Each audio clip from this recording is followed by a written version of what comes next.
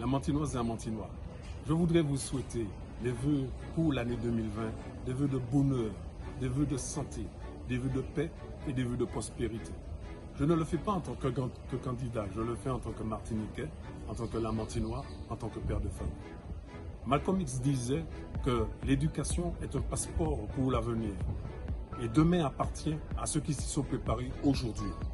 C'est pour cela qu'au sein du Lamentin-la-Relève, nous croyons que pour avoir une ville forte, il faudra s'appuyer sur des enfants qui sont construits dès aujourd'hui avec une pleine implication de la municipalité. Notre troisième axe s'articule autour de l'éducation.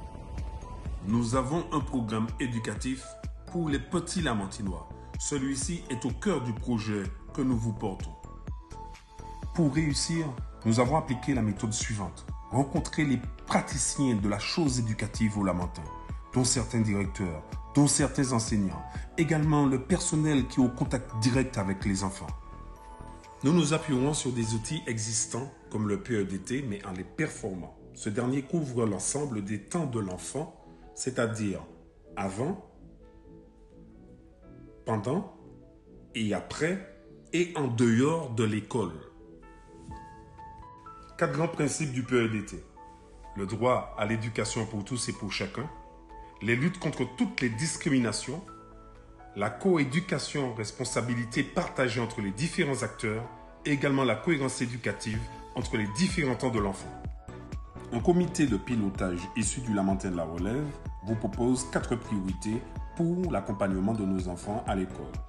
Déployer l'usage et la culture du numérique.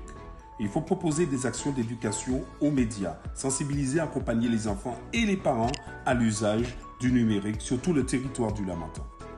Il nous faut aussi prévenir le décrochage scolaire, proposer des actions d'accompagnement à la scolarité et à la persévérance scolaire. Il faut veiller à ce que cela soit bien fait. Je souhaite conforter le soutien financier apporté aux projets d'initiative locale. Ceux-là qui s'inscrivent dans une dynamique territoriale et partenariale et qui concourent à ouvrir l'école, par exemple, sur l'environnement. Notre 4e priorité sera le partenariat fort entre les associations de parents d'élèves et la mairie, parce que nous croyons que l'école, c'est les enfants, mais aussi la famille. En conclusion, il nous faudra fournir tous les moyens nécessaires à un enseignement de qualité et également valoriser toutes les réussites à la hauteur des capacités de chacun, en octroyant des crédits suffisants aux écoles afin de garantir des conditions d'enseignement optimales, matériel performant, outils pédagogiques adaptés, travaux et entretiens.